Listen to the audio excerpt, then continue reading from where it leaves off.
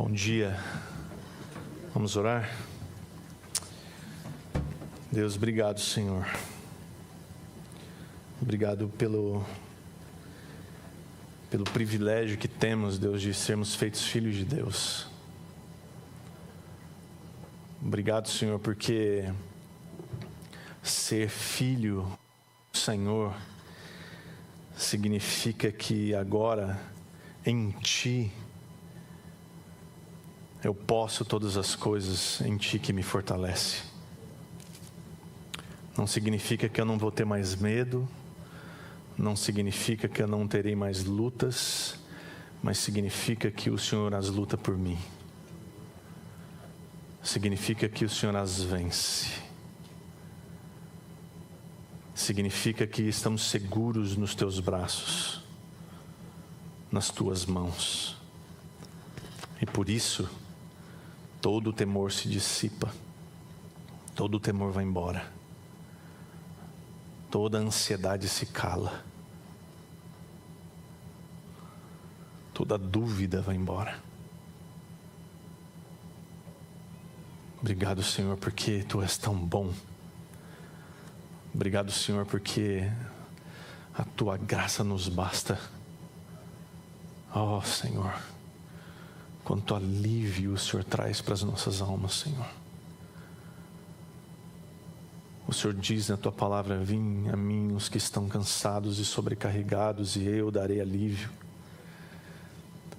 Oh, Senhor, muito obrigado por isso, Deus. Como é bom saber que em Ti somos aliviados, podemos encontrar descanso. Obrigado pelo Teu amor, Teu cuidado, Teu consolo. Em nome de Jesus. Amém, Senhor. Amém. Amém, queridos irmãos. Oramos pela vida da nossa irmã Marta, perdeu o seu irmão nessa noite. O Sr. Nelson Ruming faleceu no início da madrugada. Ele está sendo velado na IPI da Rua Mato Grosso. Então, se você tiver oportunidade, passa lá, dá um abraço nela, no seu Clóvis, nos seus filhos. Também, irmãos, na terça-feira nós estaremos no final da tarde, às 6h30, de forma online, orando pelos filhos ou irmãos que estão distantes do Senhor. Na terça-feira nós vamos enviar um link para você entrar nessa reunião online e a gente poder ali gastar meia hora orando pelos filhos ou aquele seu ente querido que está distante de Deus. Orar para que o Senhor o alcance, para que o Senhor o faça voltar, ou para que o Senhor o ilumine o seu coração e ele se renda a Cristo. Irmãos, nós vamos dar sequência na nossa série Cartas de um Prisioneiro. Hoje a palavra inicia ali em Colossenses capítulo 2, terminamos o capítulo 1 aqui com o Roberto na semana passada, onde a gente ouviu sobre a alegria no sofrimento como expressão do amor do apóstolo e, consequentemente, minha e sua, no sofrer pela igreja de Cristo. E é essa coisa até difícil de entender, né? Quando Paulo fala que se alegra no sofrimento. Mas é esse sofrimento pela igreja, pela causa de Jesus Cristo na vida da igreja. Esse sofrimento que é gerado pelo propósito de tornar Cristo conhecido. Esse sofrimento, sim, deve causar alegria em todo crente. A gente viu também com ele que o ministério é revelado de todos, que é a união de Cristo com a igreja. E a união de dois povos tão distintos, judeus e gentios, que se tornam um povo só. A igreja do Senhor Jesus, esse mistério que Paulo já vai falar bastante sobre isso em Efésios, que esse mistério já não é mais oculto de ninguém, ele é revelado. Cristo, Deus em Cristo Jesus, reconciliando consigo um povo só, tanto judeus quanto gentios. E por fim a gente viu que a esperança da glória é o que motivava Paulo. E é o que tem que nos motivar também. A esperança de que um dia estaremos todos juntos em Cristo, com Deus, celebrando eternamente, onde não haverá mais dores, onde não haverá mais morte, onde não haverá mais sofrimento.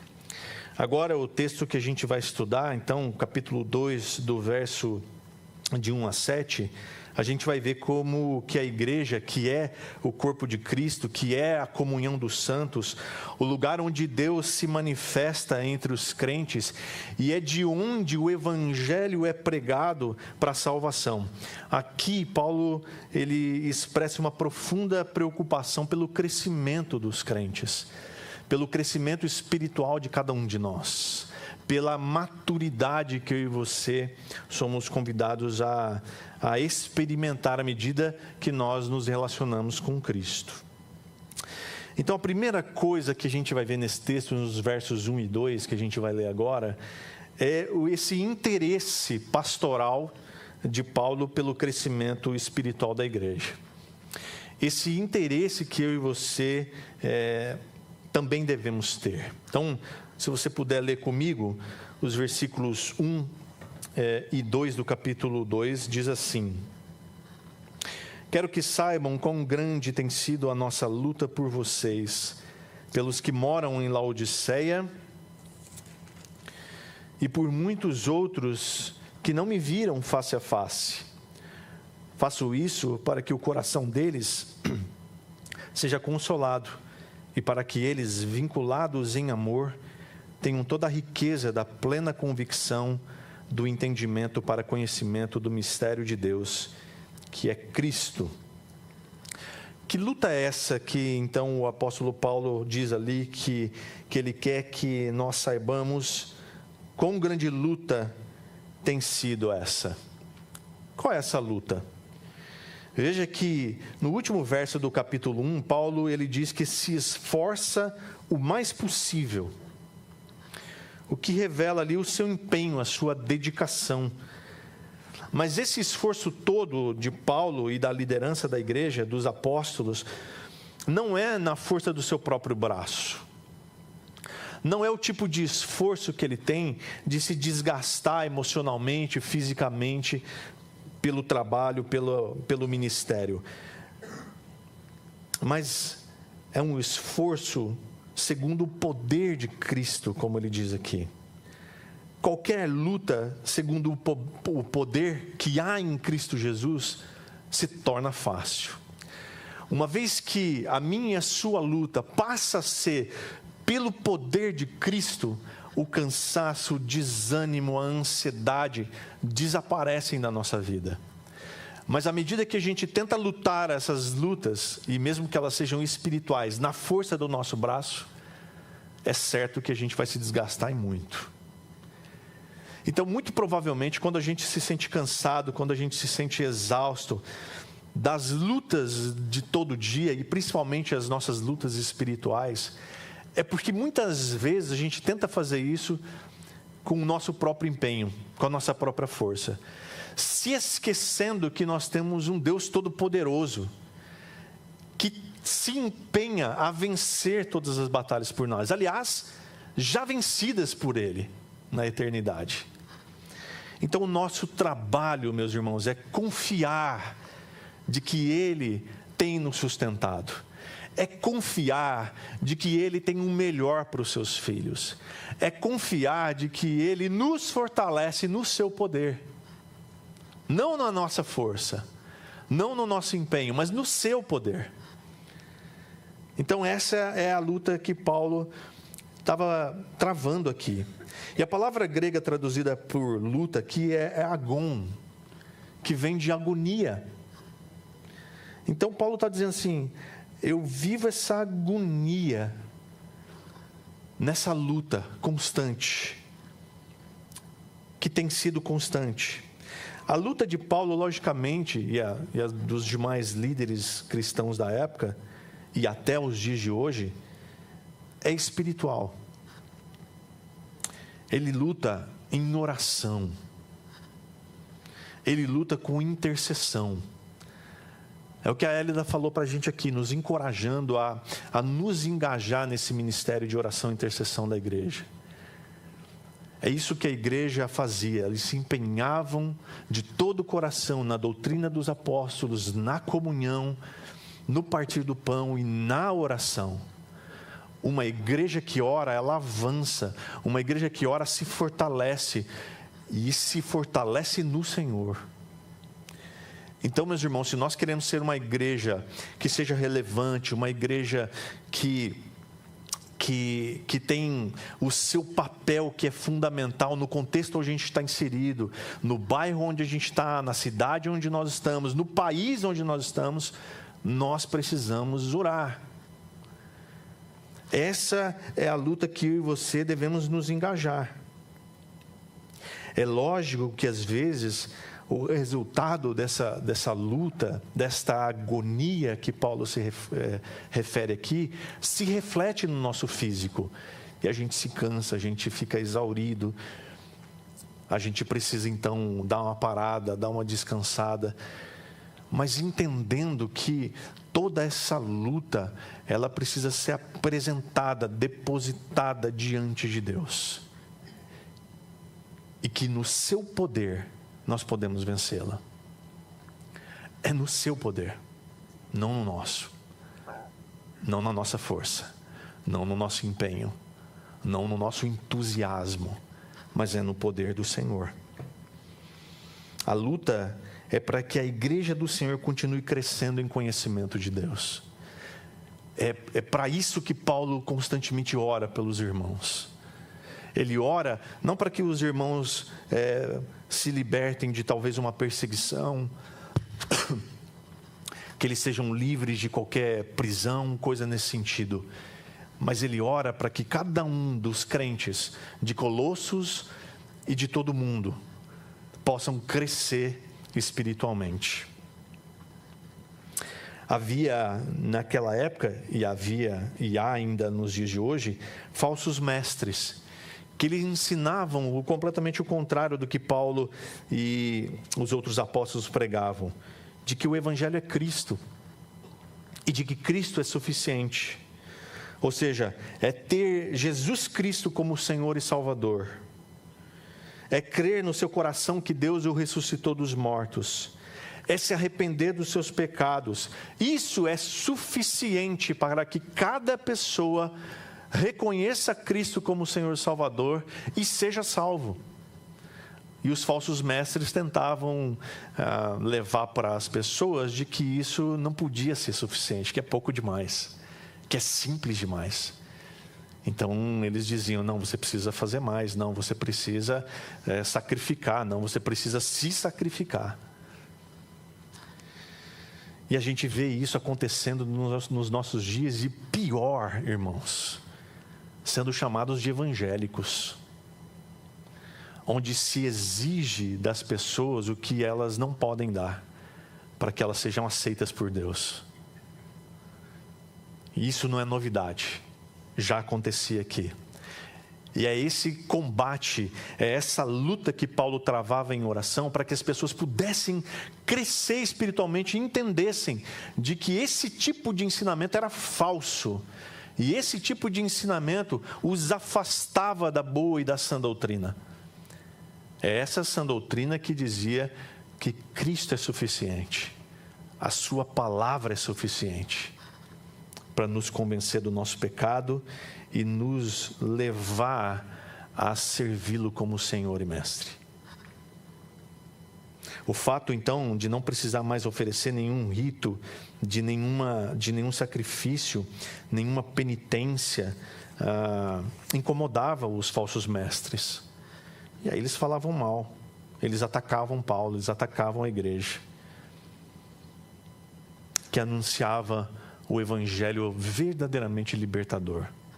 Muito obrigado. Você ouviu o Espírito Santo falar com você. Glória a Deus. Fiz uma oração em silêncio aqui.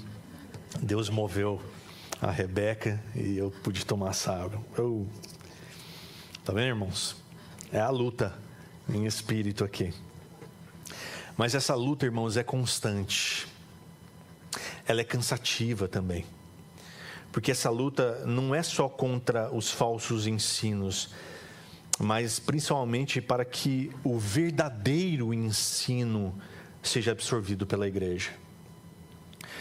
Hoje, eu acredito que a coisa é ainda pior, porque nós temos na palma da mão acesso a um montão de coisas. Você rapidamente pode entrar no YouTube, numa rede social e ter um falso ensino com cara de piedade, com cara de coisa boa. E você acha tão legal aquilo que você, inclusive, manda para o seu grupo de WhatsApp, que tem um montão de gente. E esse montão de gente propaga esses ensinos. E esse tipo de coisa a gente só vence com oração, irmãos. E com o ensino verdadeiro. Às vezes as pessoas falam assim, mas a gente tem que ensinar o que é o ensino falso. Eu não acredito nisso, irmãos. Eu creio que ensinar aquilo que é verdadeiro é suficiente. Porque quando você ensina aquilo que é verdadeiro, aquilo que é falso aparece. Quando você conhece a palavra de Deus, aquilo que é falso tem um cheiro ruim. E você vai perceber, você vai saber. É como você identificar uma nota falsa, só conhece as notas falsas rapidamente, quem conhece a verdadeira. Não é assim?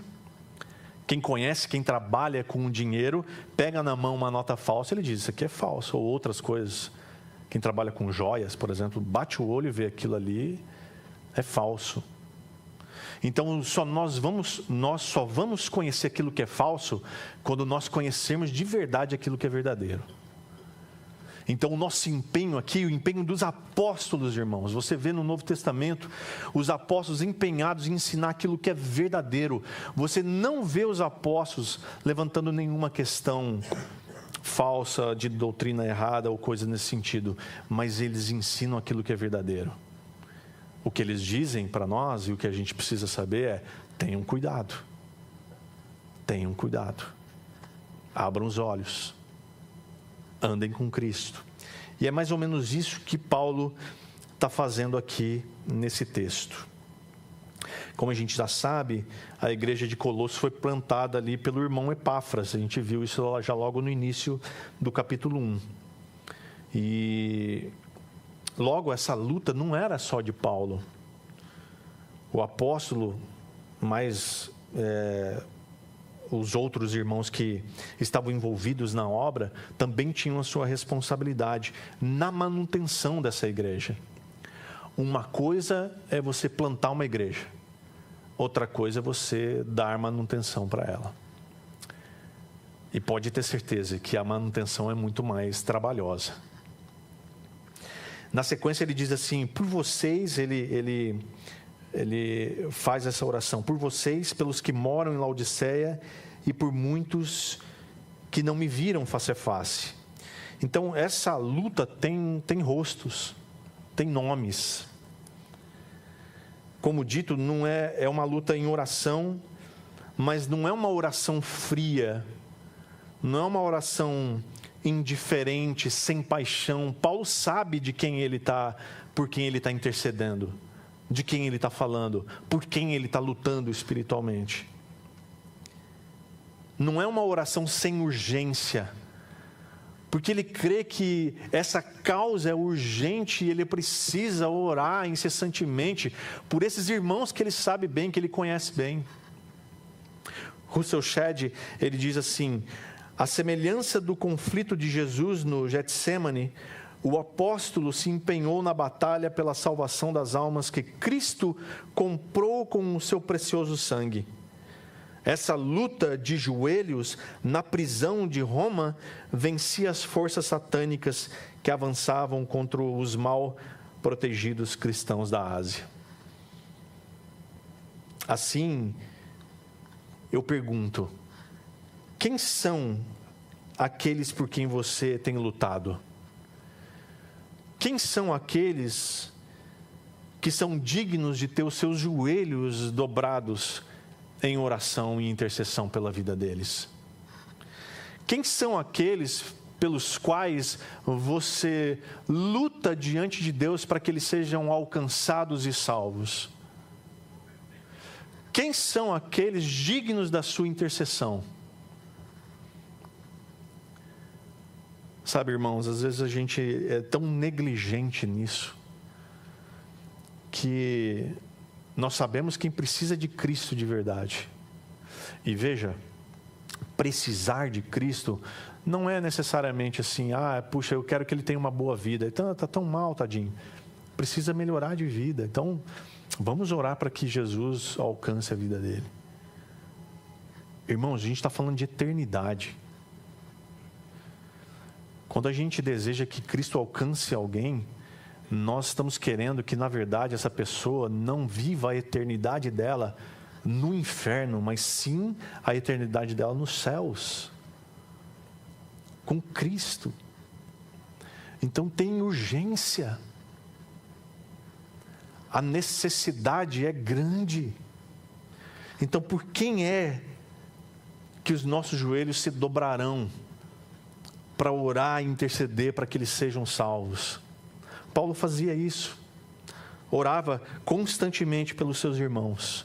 Ele lutava, a palavra, repito, ele se sentia agoniado por essas pessoas. Quem é que agonia você de saber que se morrer hoje vai para o inferno?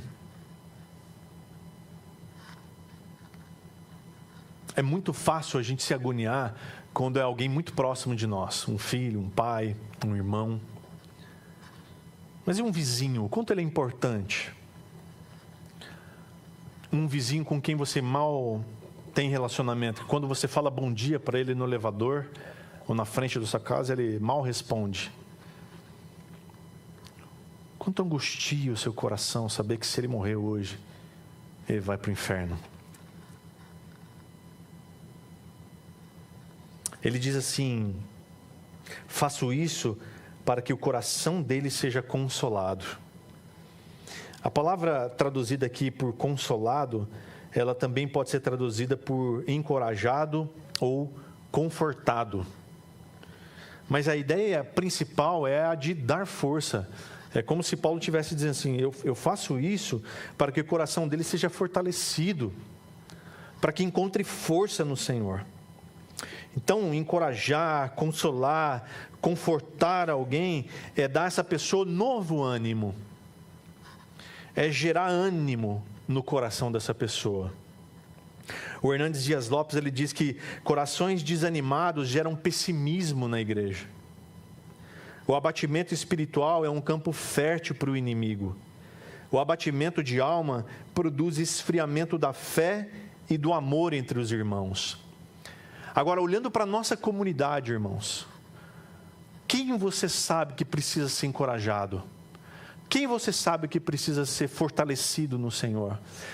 Quem você sabe que precisa ser admoestado, ou seja, encorajado a seguir firme em Cristo Jesus?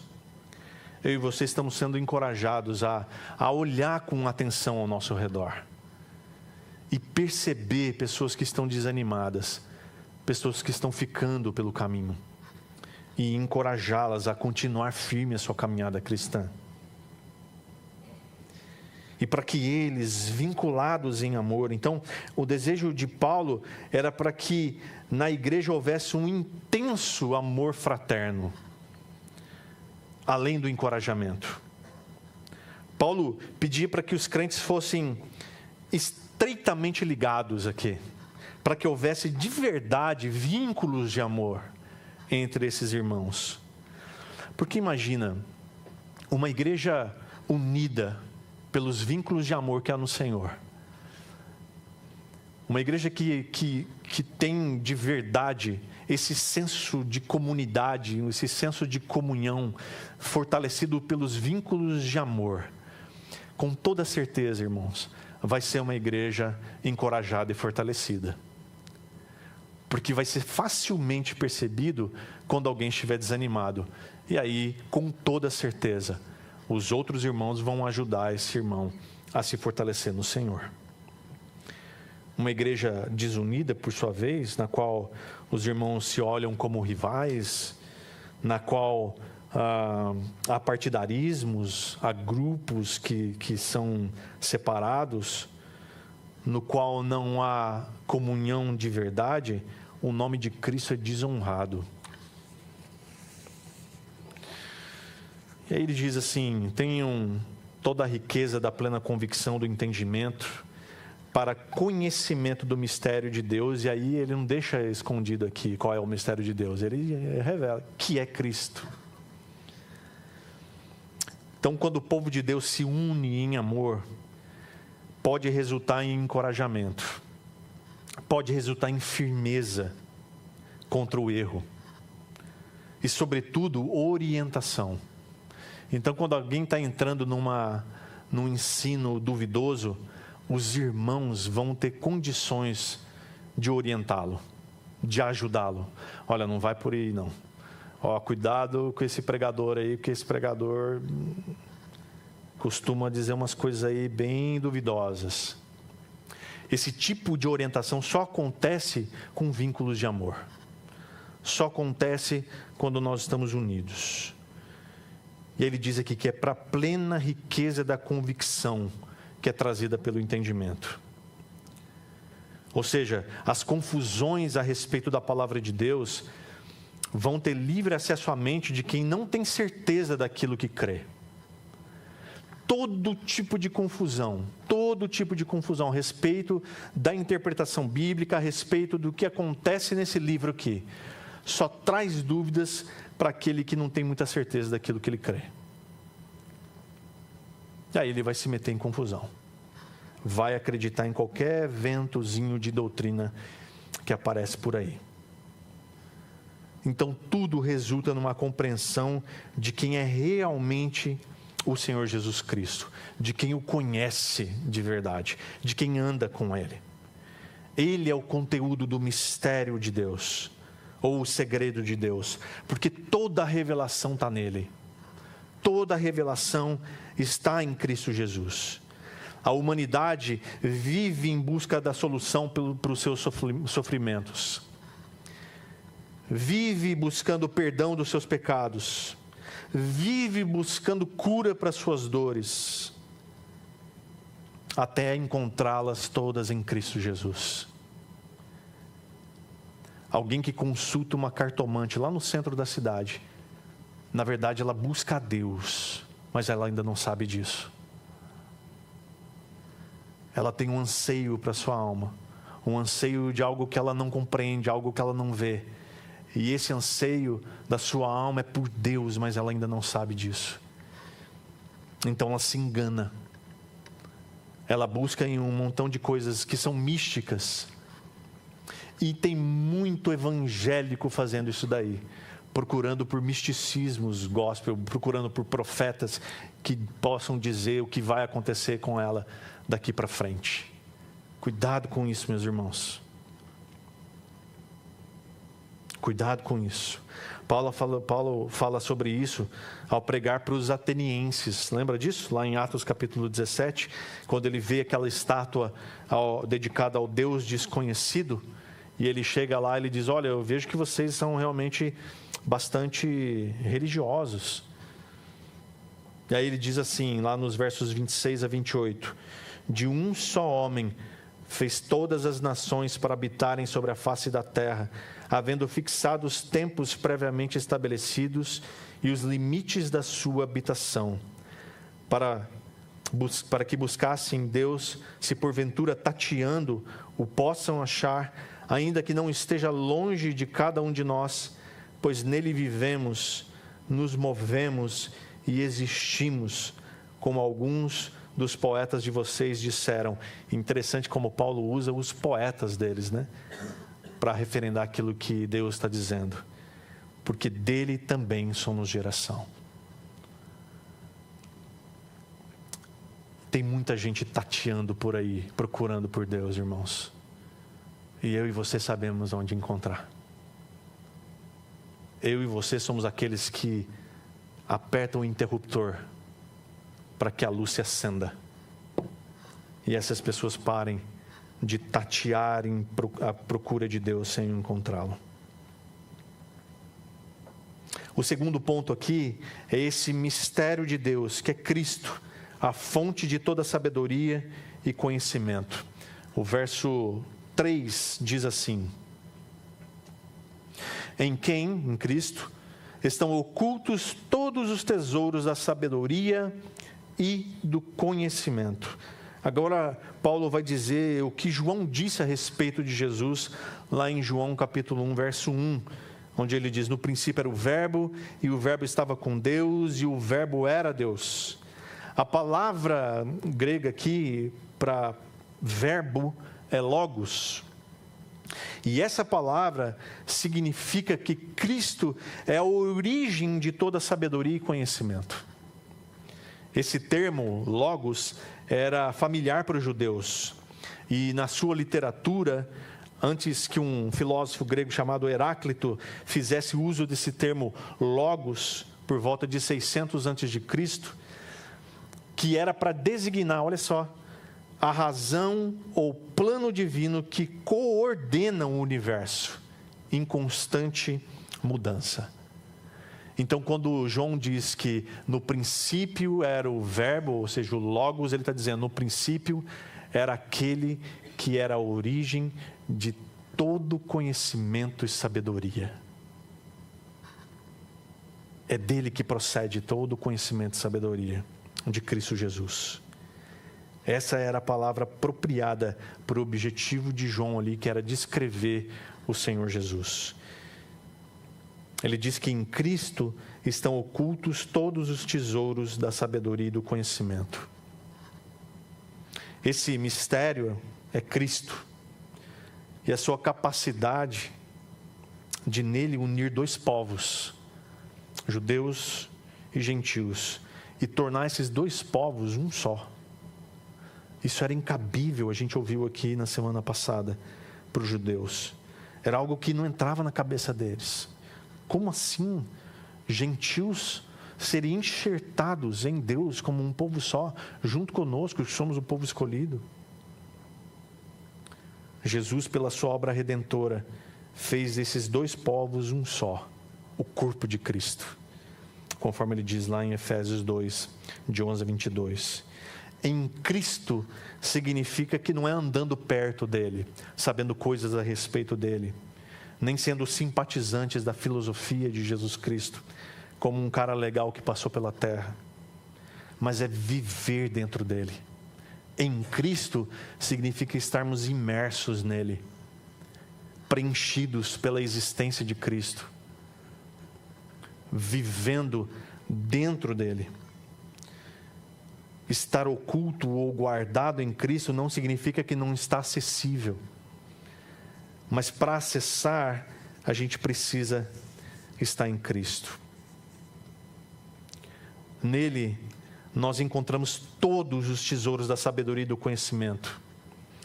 Então é preciso cavar essa mina que é Jesus Cristo, onde há pedras preciosas e os mais ricos tesouros, que só se desenterram com oração, com leitura da palavra e meditação.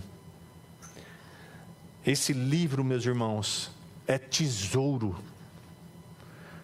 E para que eu e você tenhamos acesso a esse tesouro, nós precisamos orar, ler essa palavra, nos debruçarmos sobre ela, meditarmos sobre ela. Então eu e vocês seremos ricos, porque o acesso ao tesouro é para todo aquele que crê.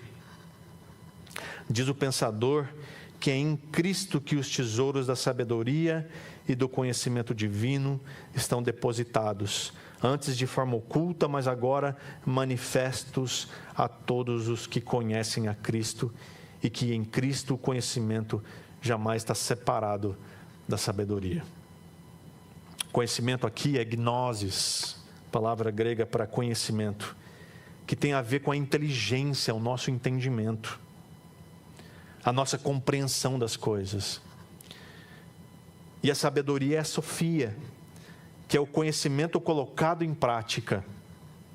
Ou seja, é o conhecimento que desce da mente para o coração. Então, quando a palavra de Deus sai daqui e desce para cá, então, meus irmãos, a gente tem aqui algo maravilhoso acontecendo em nossas vidas.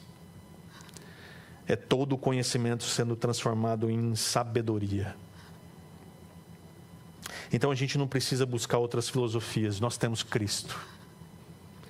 1 Coríntios 2,16, depois quando ele diz: nem olhos viram, nem ouvidos ouviram, nem jamais penetrou em coração humano aquilo que Deus tem preparado para aqueles que estão em Cristo. Lembra disso? E a gente imagina que deve ser uma coisa extraordinária, maravilhosa. E no versículo 10, isso está no 9, no versículo 10 ele diz: mas Deus tem revelado através do seu Espírito, que investiga nas profundezas de Deus e revela ao nosso espírito. Então aquilo que nem olhos viram, nem ouvidos ouviram, está disponível para mim e para você. E aí ele termina esse trecho no versículo 16 dizendo: pois quem conheceu a mente do Senhor para que o possa instruir? Nós, porém, temos a mente de Cristo. Olha que maravilhoso isso. Eu e você temos a possibilidade de termos acesso àquilo que nem olhos viram, nem ouvidos ouviram, nem jamais penetrou em coração humano.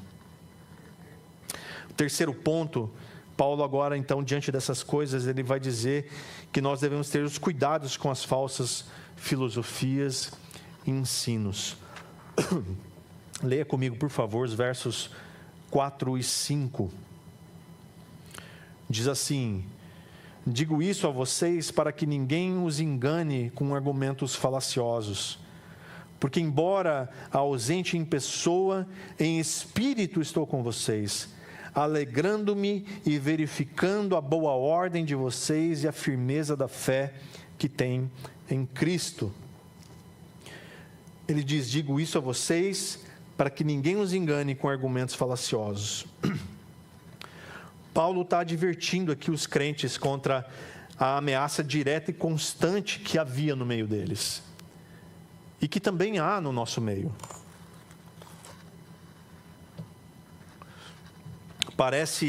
Esses ensinos parecem razoáveis, parecem convincentes. O Russell Shedd, ele diz que os colossenses estavam sendo atraídos por uma salvação mística, intelectual, especulativa, e pela busca de contato benéfico com poderes espirituais. Eles queriam tirar algum proveito dessa relação com esse ser espiritual.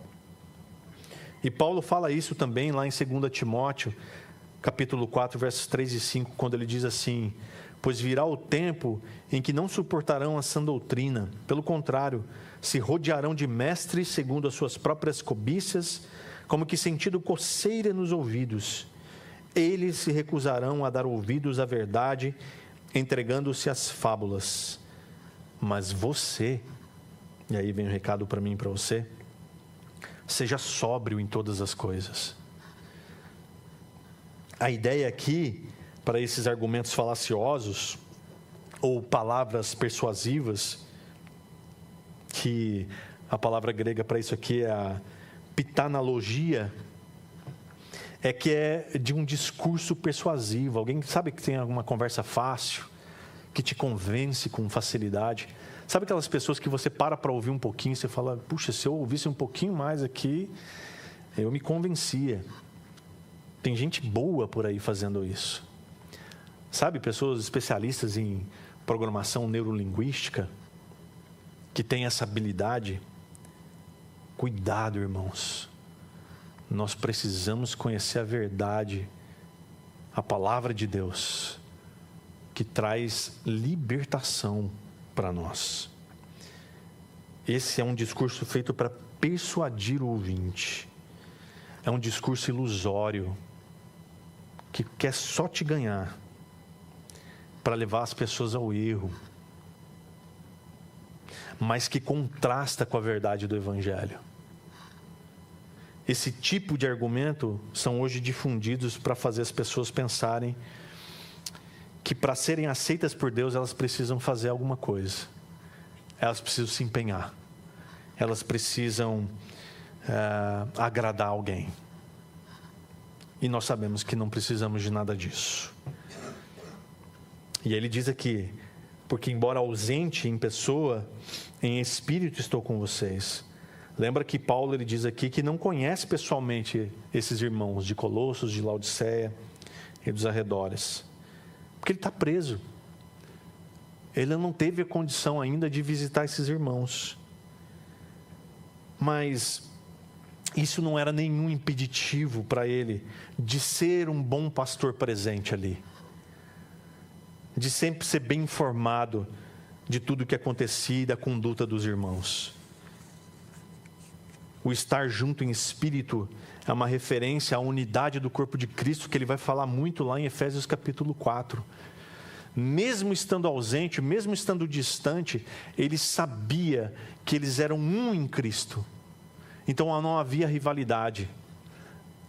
O pastor Paulo era informado dos seus irmãos que estavam lá, mesmo que ele não os conhecesse pessoalmente, mas os irmãos Epáfras e os outros apóstolos se encarregavam de mantê-lo informado a respeito do andamento da igreja, do crescimento da igreja, da evolução da igreja.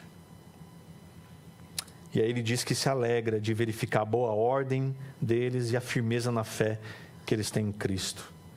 Paulo tinha alegria de receber boas notícias a respeito da igreja de Colosso. É tão bom quando a gente recebe uma boa notícia de alguém que está crescendo em Cristo, que está progredindo, que está avançando, é ou não é? Não é bom quando você está discipulando alguém e você recebe notícias de que essa pessoa permanece firme em Jesus Cristo, que essa pessoa continua crescendo para a glória de Deus? Paulo sentia essa alegria. E essa boa ordem e essa firmeza revelam que os colossenses eles deviam ser como tropas preparadas em formação de batalha. A linguagem de Paulo aqui é uma linguagem de quem está falando de um pelotão que continua ali em ordem, que estão ali formados, firmes, como soldados que estão resistindo ao inimigo.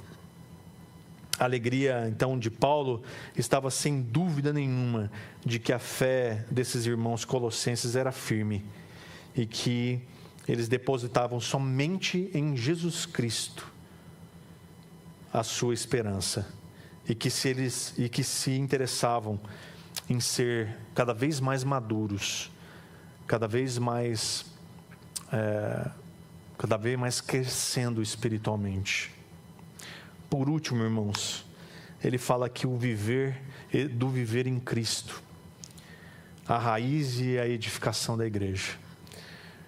Leia comigo, por favor, versos 6 e 7, onde diz assim: portanto, assim como vocês receberam Cristo Jesus, o Senhor, continuem a viver nele, estando enraizados e edificados nele, e confirmados na fé, como foi ensinado a vocês, crescendo em ação de graças. Agora a gente vê aqui que a principal preocupação de Paulo era que esses irmãos crescessem em maturidade espiritual. Ele diz: portanto, assim como vocês receberam Cristo Jesus, o Senhor. O fundamento da conduta cristã é o senhorio de Cristo. Receber a salvação em Cristo é o passo inicial, é o passo básico, é o passo crucial da vida cristã. Pois quando a gente recebe Jesus como nosso Senhor, como nosso Salvador, acontece a mudança do império das trevas para o reino do seu Filho de amor. Os colossenses, e portanto nós também, precisamos saber que a iniciativa era e vai continuar sendo totalmente de Deus para nos alcançar e nos transformar. Paulo está aqui chamando os colossenses, e portanto a mim e a você também, de volta aos ensinos fundamentais de quando nós nos tornamos cristãos, aos princípios elementares. No centro desses ensinos está a confissão de que Jesus Cristo é o Senhor. Isso é o principal para mim e para você. Portanto, eu quero te perguntar: você já confessou Jesus Cristo como seu Senhor e Salvador? Publicamente? Você já disse para os 4 cantos de onde alcança a sua voz, que Cristo é o seu Senhor?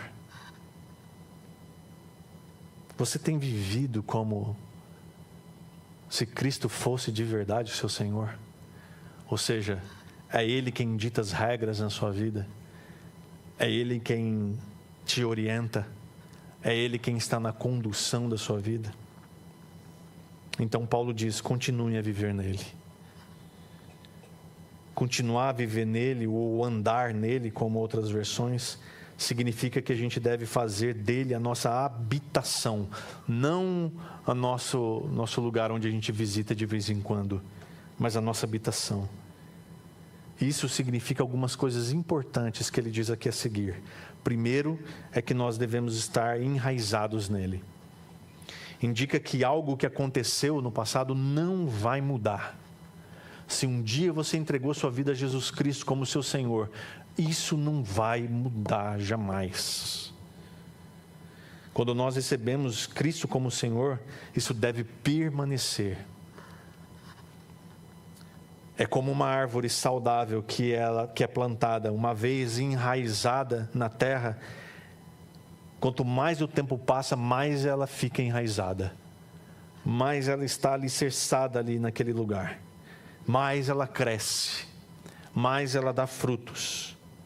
Paulo deixa claro que assim como a árvore, nós somos plantados em Cristo Jesus, de uma vez para sempre. Uma árvore bem enraizada na terra dificilmente vai se abalar. Eu já contei aqui uma vez, num acampamento com os jovens, nós fomos para uma chácara em Rolândia e o dono da chácara me mostrou uma figueira brava. E essa figueira, dizia ele, que tinha 400 anos. Uma árvore absurdamente grande. Muito grande. E as raízes dessa árvore iam longe da árvore. Aquela árvore estava tão enraizada, mas tão enraizada naquele lugar, que eu fiquei pensando, meu Deus, que tipo de vendaval conseguiria derrubar isso aqui? Nenhum. A outra coisa é estarmos edificados nele. Aqui sugere um prédio em construção. É maravilhoso a gente pensar que as influências, as experiências que Deus vai nos dando ao longo da nossa caminhada, de forma individual ou até de forma coletiva, tem um único propósito de nos edificar, de construir algo em nós. E se esse edifício que é a nossa vida em Cristo Jesus, é o Senhor que está construindo, Ele está construindo para a sua habitação. Efésios 2:22 diz assim, nele também vocês estão sendo edificados junto com os outros para serem morada de Deus no Espírito. Meus irmãos, que coisa maravilhosa. Porque cada tijolo que é colocado nessa construção, ele é lapidado, ele é ajustado para se encaixar um ao outro. E por último ele diz que nós devemos ser confirmados na fé. Fala aqui de um processo pelo qual se garante uma verdade, que torna essa verdade imutável. Portanto, andar em Cristo, a firmeza das raízes crescendo no Evangelho e o processo de edificação na nossa vida, tudo deve confirmar a convicção do crente na fé. A convicção que eu e você temos na fé. Confirmar é ser experimentado. Essas três descrições da vida cristã, enraizados, edificados e confirmados, ocorrem onde há instrução verdadeira. Onde a doutrina é cuidadosamente ensinada. E com isso, nós vamos crescendo em ação de graças. Então, junto com a instrução, deve haver um crescente louvor de ação de graças no meio da comunidade, que indicam a importância da adoração no nosso meio, da verdadeira adoração, para a santificação da nossa vida em Cristo Jesus. Então, hoje, meus irmãos, a gente pôde estudar esse texto que é tão importante, tão maravilhoso, de encorajamento para a gente ser firmes em Cristo. vendo o interesse pastoral de Paulo aqui pelo crescimento espiritual da igreja. Nós vimos também que o ministério de Deus já foi revelado e é Cristo, e isso é suficiente para nós. Ele é a nossa fonte de toda a sabedoria, de todo o conhecimento, e estão disponíveis para todos que gozam de um relacionamento profundo com Ele. Também nós fomos alertados de que é necessário a gente ter cuidado com os falsos ensinos, com as falsas filosofias, com esses ensinos que nos assediam todos os dias. E por fim, a gente pôde entender que o viver em Cristo traz a firmeza de estarmos enraizados nele, de estarmos edificados nele, razão pela qual a igreja o adora cheios de gratidão. Pai, muito obrigado, Deus, pela tua palavra. Como é bom, Senhor, podermos ser ministrados por ela, ensinados por ela, encorajados por ela. Deus, em nome de Jesus, que essas verdades encontrem lugar no nosso coração. Que o Deus de amor, o Filho da graça que nos alcançou e o Espírito da comunhão estejam sempre presentes na nossa vida, todos os dias. Em nome de Jesus. Amém.